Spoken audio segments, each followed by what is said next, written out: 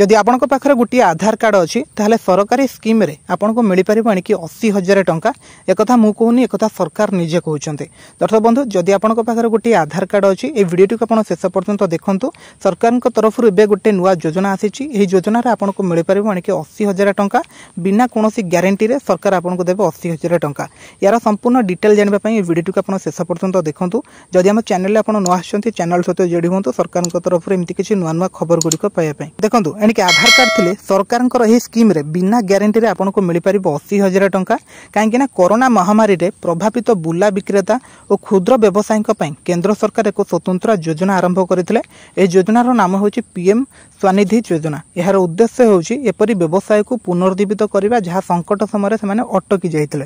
एही योजना अधीन रे एणिक सरकार कोनोसी ग्यारंटी बिना छोट छोट व्यवसायी को 50,000 टंका पर्यंत ऋण दियंती। सेमानकर व्यवसाय पुनः आरंभ करने को सेमानकु मध्य सहायता मिलता है।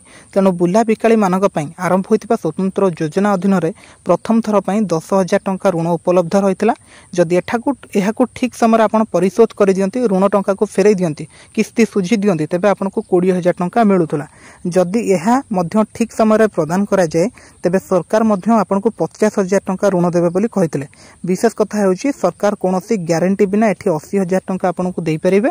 तेणु एही योजना अधीन रे सरकार केवल ऋण प्रोत्साहन देइनांती बरं डिजिटल पेमेंट को मध्य प्रोत्साहित करूछंती। एथिपई सरकार कैश बैक सुविधा मध्य करिछंती। तेणु ऋण राशि उपरे दिया जायतिबा सब्सिडी एही योजना को अधिक आकर्षणीय करूची। ऋण राशि 3टी पर्यायर आपनको मिल पारिबो आपनको अकाउंट रे मध्य मिल पारिबो। तेणु प्रधानमंत्री स्वनिधि योजना पई आपनको आधार कार्ड टी आवश्यक रहउची। एही योजना कोनोसी सरकारी बैंक रो मध्य आपण आवेदन करिके टंका पाई परिबे। ऋण राशि 12 मास रे आपण सहज किस्ती रे मध्य सुझी परिबे। तेणु सरकारनकर एही योजना छोट व्यवसायी माननको नै आर्थिक सहायता जोगै देबो। आहुरी मध्य कहते यह योजना से आत्मनिर्भरशील करने लाभदायक हेब।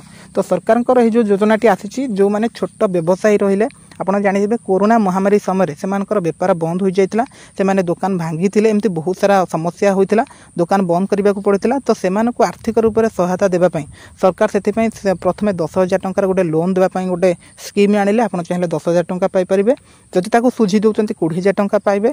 पुणी जदि भल से सुझी दौरान 50,000 टंका पाइबे। किंतु एबे सरकार अपडेट जहाँ रही एबे जदि आप अप्लाई करेंगे से आपको 80,000 टंका मिल पुणी कौन ग्यारंटी बिना ग्यारंटी आपको कौन जिनस बंधा रखापी पड़ोनी कि कौन प्रूफ देवाई पड़ोनी।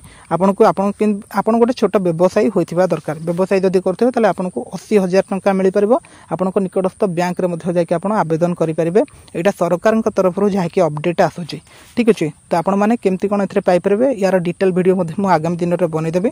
तो वीडियो को लाइक करूँ चैनल जदि आप नुआ आसुँच चैनल को सब्सक्राइब करूँ। सरकार तरफ किसी नुआ नुआ खबर गुड़िक पाइबा।